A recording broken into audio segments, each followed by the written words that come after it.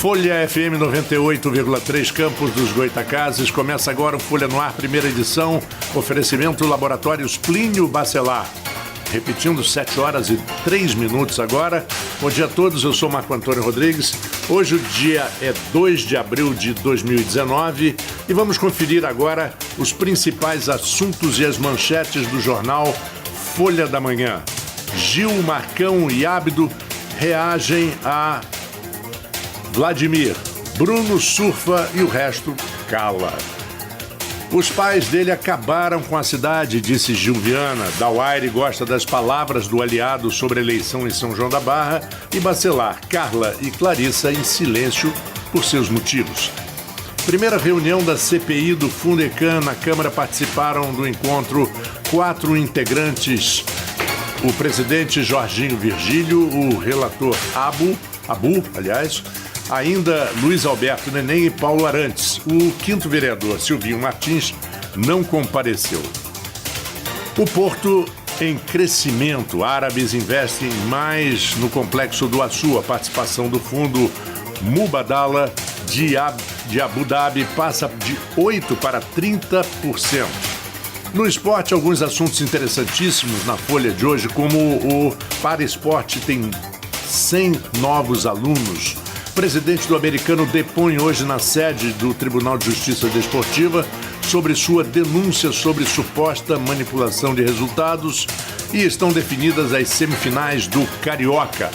No Folha 2, a trajetória da bailarina negra na Vila Maria. A mostra Mercedes Batista, o Corpo e Dança, destaca a carreira da artista campista que integrou o corpo de baile do Teatro Municipal.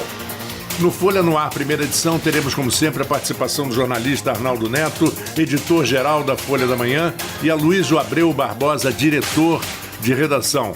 Bom dia, Arnaldo. Bom dia, Aloysio. Aquela matéria que vocês fizeram na semana passada com o Vladimir está dando filhotes. Bom dia, Marco. Bom dia, Arnaldo. Bom dia, Pedro, que está aqui já no estúdio. A gente não é uma exceção. A gente sempre, quando faz entrevista, a gente repercute ela no domingo, a gente repercute ela na segunda-feira para a edição de terça. E essa não é uma novidade, mas Gil pegou, foi criticado por por Vladimir na entrevista e realmente respondeu de maneira forte, falando que... Porque é o seguinte, Gil deu uma entrevista anterior, lá atrás, à Folha, e falou que a Venda do Futuro, que é como ficou conhecida a seção de royalties de Campos, das vendas futuras de royalties de Campos, pelo casal Garotinho, perdão, disse que ela foi um desastre. Isso foi em fevereiro, a entrevista. E aí, agora em março, o Vladimir foi questionado sobre isso e respondeu tanto, e também havia sido criticado por Rodrigo Bacelar, né, em outra entrevista, e Vladimir respondeu falando que Rodrigo e Gil tinham que se definir politicamente, que disse que não era do grupo de Rafael, mas tem vereadores do grupo da base de Rafael, e que na eleição eles estariam ligados ao grupo de Rafael. E aí Gil respondeu, reafirmando que disse que a venda do futuro... Porque é o seguinte, Gil, como vereador, ele era aliado dos Garotinhos, até a venda do futuro.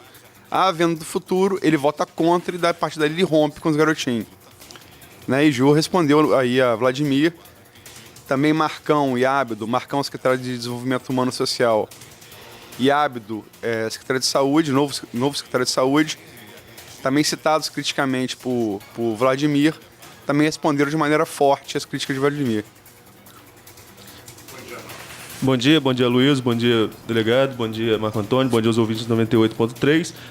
A matéria a gente, hoje falando mais até como leitor, né, que a gente já leu a matéria toda, e tem a questão dos silêncios também. Primeiro tem Bruno, como está na manchete, Bruno surfando nas declarações do Vladimir, principalmente sobre São João da Barra. Vladimir aponta Bruno como, principalmente se houver uma inelegibilidade da prefeita Carla Machado, que é a prefeita popular e tem uma avaliação no mínimo razoável, é que se Carla estiver inelegível, como ela tem a condenação em primeira e segunda instâncias na ação da Machadada, se isso se confirmar no TSE e ela não puder ser candidata, o Bruno seria um caminho natural e bom. Bruno não se coloca ainda como candidato, como pré-candidato em São João da Barra, mas tenta ali tirar um certo proveito. Se animou bem. Se animou bastante, né?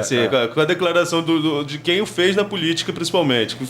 O primeiro mandato de Bruno, é impossível você imaginar Bruno ter sido eleito, principalmente no primeiro mandato, sem Vladimir. E Vladimir dá uma declaração dessa, em uma circunstância que pode ter um cenário mais fácil, sem a presença da Carla, se confirmada a condenação em terceira instância, realmente é um cenário natural e bom para ele e mais fácil para ele também, né? É claro que o grupo da prefeita Carla Machado, se ela não puder ser candidata, vai ter candidato e candidato forte, porque, como eu falei, é uma prefeita que é muito popular em São João da Barra e tem uma avaliação que pode-se dizer no mínimo razoável, mas é muito mais fácil você enfrentar o candidato da máquina do que você enfrentar a própria representante da máquina numa disputa, né? E o Cala, no caso, foram Rodrigo Bacelar, Clarissa e a própria Carla Machado. A matéria é minha, eu gerei demanda para a assessoria de Carla e para a assessoria de Clarissa. Elas preferiram não falar, né? E Rodrigo, procurei pessoalmente mensagem de WhatsApp, também não quis falar, né? E, quer dizer, como está no ponto final de hoje, são silêncios meio que ensurdecedores, né? Porque Rodrigo Bacelar, quer dizer, o fato dele não querer falar claramente mostra que ele não quer queimar navios com Vladimir, né? E Carla, o que isso quer dizer? Por que ela nunca quer falar sobre a possibilidade dela não ser candidata? Como o Arnaldo falou, pelo julgamento do Machadada no TSE, onde ela já foi condenada na primeira e segunda instância. Porque ela não despreza a possibilidade de não ser candidata. Uhum. E Clarissa não quis falar, talvez porque ainda esteja ressentida, porque fez menos votos que o irmão. Se elegeu, mas Clarissa era esperada antes da eleição que fosse uma das deputadas mais votadas do estado do Rio de Janeiro e passou ali na conta do PROS, na conta do chá. Aloysio, se comparar os votos, compararmos os votos que Clarissa teve nessa eleição com a primeira, foi uma diferença muito grande.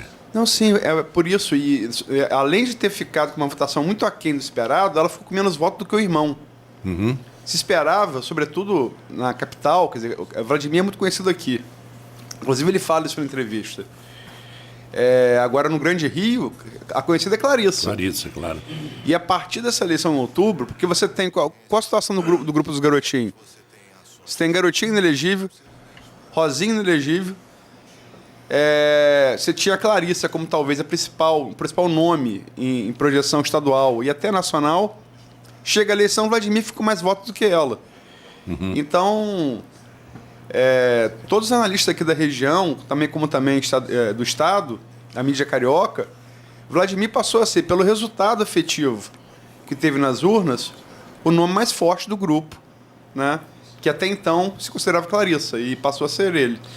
Na entrevista também o Vladimir coloca que essa redução dos votos tanto dele quanto da irmã, aconteceu por causa da questão da inelegibilidade do pai, porque o material de campanha era casado. O material de campanha era casado, o PRP retira a candidatura de Garotinho na quinta-feira, às vésperas da eleição, então muita gente pensava que o voto, por estar na imagem com o Garotinho, poderia ser um voto inelegível. Além do que, a gente não pode desprezar também o fenômeno Bolsonaro de 2018, que também influenciou na eleição para parlamento. Inclusive, Marcão não falar deputado, né? Marcão não conseguiu a cadeira porque a legenda ligada ao candidato a presidente Bolsonaro acabou aí fazendo uma avalanche, levando muitos deputados para o Congresso. 12 deputados.